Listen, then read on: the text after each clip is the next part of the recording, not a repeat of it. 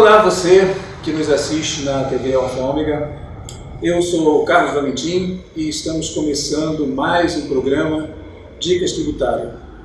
Como dito no programa anterior, hoje nós vamos falar sobre um assunto bastante importante, que já é uma aplicação do que a gente falou no programa passado, do planejamento tributário, e é o planejamento tributário aplicado à sucessão patrimonial. Então, primeiro vamos criar um cenário. Imagine que você trabalhou a vida inteira, foi muito bem sucedido na sua carreira profissional, também foi bem sucedido na sua vida pessoal, se casou, teve filhos, construiu uma família, trabalhou bastante durante muitos anos e juntou aí um patrimônio, vamos falar hipoteticamente, até para ficar mais fácil para fazer conta, um patrimônio de 10 milhões de reais. E esses 10 milhões de reais estão todos investidos em imóveis. Feito tudo isso, você colocou o chinelão, a bermuda, foi para a praia, resolveu curtir a vida e vamos supor também que esses seus imóveis estão alugados, todos eles, e aí você recebe 1% ao mês desses aluguéis. Então você recebe 100 mil reais todo mês. E sobre esses 100 mil reais você paga imposto de renda, porque todos esses imóveis estão na sua pessoa física, você paga aí R$ 27.500 de imposto de renda todos os meses. Ao final de um ano, você vai ter pago 330 mil reais de imposto, mas vai ter aí uma renda líquida para você de 870 mil reais. Então a sua vida continua, você continua na praia, continua viajando, passeando, curtindo a vida, mas daqui 10 anos você morre. Afinal de contas, a morte é uma consequência da vida, todos nós estamos sujeitos a elas e vamos passar por ela um dia. Aí você morreu, a sua família contratou um advogado para fazer lá o seu inventário. E quando chegou no momento de fazer seu inventário, vamos supor que esses imóveis que valiam 10 milhões de reais na sua declaração, eles tenham se valorizados e o valor venal desse imóvel agora seja 20 milhões de reais. Além dos custos, vamos falar só de custo tributário, não vamos colocar custo administrativo, mas só tributário. O que acontece? Os seus herdeiros vão pagar por esse imóvel na hora da partilha um impostinho chamado TCMD, que é o Imposto sobre Transmissão, Causa Mortes e Doações, que em São Paulo tem uma alíquota de 4%. Então, em cima de 20 milhões, que é o valor venal, a base de cálculo desse imposto não é o valor que está na sua declaração, em si o valor venal, você pagou 800 mil reais de imposto de TCMD. Feita a partilha, a vida seguiu, então esse é o primeiro cenário. Mas vamos supor que você um dia estava lá na praia, quando você voltou, você assistiu o Jornais da Noite, você viu uma notícia de que o ITCMD do estado X subiu para 8%. E que existe um projeto na Câmara de levar esse imposto para 20%. E aí você, que não sabia nem o que era o ITCMD, você resolveu fazer uma pesquisa sobre isso. Aí você descobriu que o ITCMD é o Imposto sobre Transmissão, Causa Morte e Doação, é um imposto compreendido na competência tributária dos estados, foi criado pela Constituição Federal de 1988, está lá no artigo 155, inciso 1, e ele é regulado por uma lei complementar e o Senado Federal dita qual é a sua alíquota máxima. No estado de São Paulo, essa alíquota é de 4%, mas pelo Senado Federal, esse imposto vai chegar até 8%. Aí você começou a pensar, poxa, será que eu estou fazendo o certo? Eu vou deixar para a minha família pagar esse imposto quando chegar lá na frente? E se ele for para 20%? E aí você vai se aconselhar com um tributarista e ele diz o seguinte para você: olha, podemos fazer um planejamento e tornar a sua vida muito mais barata do ponto de vista financeiro e tributário. A primeira coisa, então, que é sugerido para você pegar todos os imóveis que você tem, colocar esses imóveis numa pessoa jurídica. Você vai criar uma pessoa jurídica com objeto social de atividade imobiliária e vai levar todos esses imóveis para lá, como contribuição de capital. O que vai acontecer? A sua empresa surge com um capital de 10 milhões de reais, ela vai receber os mesmos valores de aluguel, você lá faz um aditamento do contrato, de forma que o titular dos receitos de aluguel passa a ser essa sua pessoa jurídica, não a sua pessoa física, e ela começa a receber uns 100 mil reais. O que muda na sua vida? Muita coisa. Primeira delas, a tributação da pessoa jurídica, diferente da pessoa física, nesse caso, ela pode adotar o lucro presumido de vida. O que é o lucro presumido? O próprio nome já diz. É uma presunção de lucro. Nesse caso, você destaca um percentual da sua receita que vai formar a base de cálculo do seu imposto. No caso de operação com aluguel, esse destaque é de 32%. Então, você vai pagar um imposto de cerca de R$10.000, que você vai ter aí o PIS, COFINS, mais o imposto de renda. E com isso, você vai ter, ao invés de pagar 27,5%, você já vai ter uma economia significativa no seu imposto. Aí você pensa que está tudo bem, posso parar por aí? Não, porque se você para por aí, lembra do que a gente falou no programa passado? Que o planejamento tributário deve ter uma substância econômica.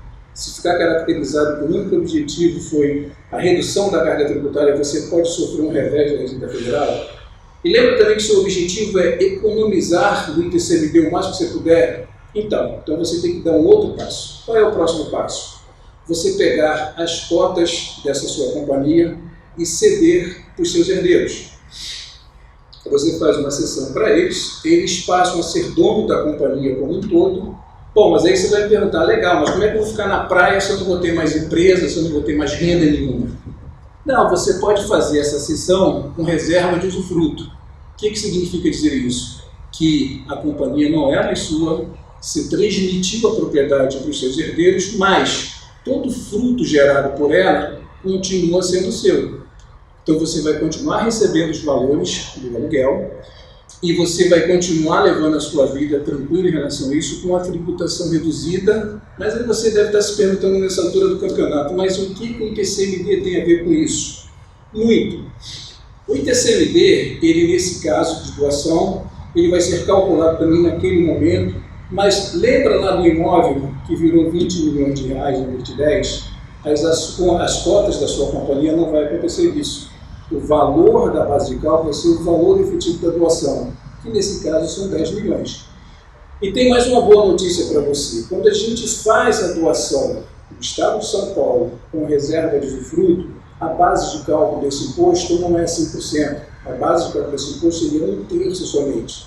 Então você paga 1/3 desse imposto agora e os outros 2/3 vão ficar reservados para quando você efetivamente fizer a transmissão. Ou seja, quando você de fato morrer lá na frente e houver a transferência dessas ações, dessas cotas que já são dos seus herdeiros, quando houver também a transferência dos frutos.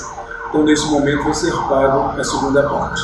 Então, aquele ITCMD que você tinha pago antes, você pagaria R$800 mil, o que acontece com ele agora? Como você está fazendo uma doação com reserva de usufruto, daqueles 10 milhões, apenas 9.800, aliás, 9.800 foi o que você efetivamente doou, porque você doou 98% da sua companhia. Esses 9.800.000, 1/3 deles somente, que vai ser base do ITCMD nesse momento, que é o efeito que você tem por ter feito uma doação com reserva de usufruto. Então você vai pagar nesse primeiro momento R$130 mil somente. Lembra-se, quando você fez antes, você pagou R$800 mil, quer dizer, você não, seus herdeiros pagaram R$800 mil. Fica uma parcela diferida para o futuro, quando efetivamente houver a transferência oficial, quando você não tiver mais por aqui, o seu inventário for fechado e o usufruto for concluído, nesse momento se tem que ele está concluído, os seus herdeiros pagarão mais R$261 mil. Ou seja, a somatória dos dois, mesmo se a gente considerar que todo esse imposto foi pago de uma única vez, você vai pagar um valor de R$392 mil, que é muito menor do que os R$800 mil que você pagou inicialmente. Então, para resumir a história, a gente tem aqui um quadro que está exposto para que se possa ter uma ideia do que é uma situação de uma transferência patrimonial com e sem planejamento. Sem planejamento, o que aconteceria? Você pagaria um imposto extremamente alto, que seria 27.000% do valor que você recebeu de aluguel. Com o planejamento, isso cai para cerca de 10%, entre 8% e 10% mais ou menos. O valor do ITCMD que você paga também na sucessão vai ser muito menor. Enfim, em um período de um ano, você teria uma economia de R$198 mil cada ano. Se a gente está estimando que a sua vida depois da aposentadoria durou aí 10 anos, você economizou quase R$2 milhões, simplesmente porque você fez uma pequena alteração. Você mudou a sua forma de trabalhar, mas, de novo, aquele exemplo que a gente deu no primeiro programa, e isso tem que ficar muito claro na cabeça de todo mundo, de que eu não consigo fazer um planejamento tributário com um objetivo único de reduzir carga tributária.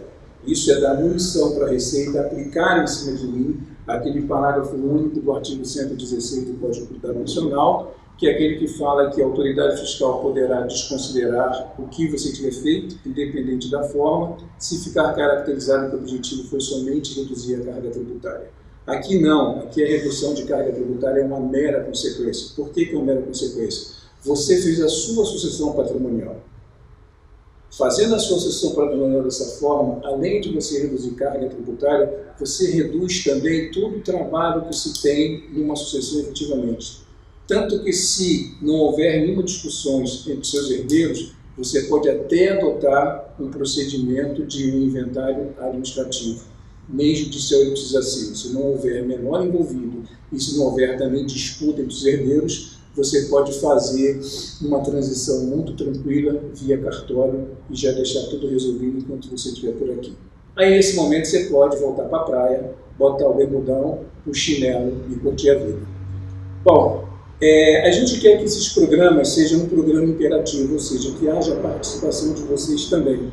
Então, se vocês tiverem alguma sugestão para um novo programa, um tema que vocês gostariam de ser abordado, por favor, entre em contato com a gente. O e-mail, tanto da TV como o e-mail em particular, está aqui embaixo, vocês podem anotar e entrar em contato com a gente. Ok? Até a próxima. Tchau.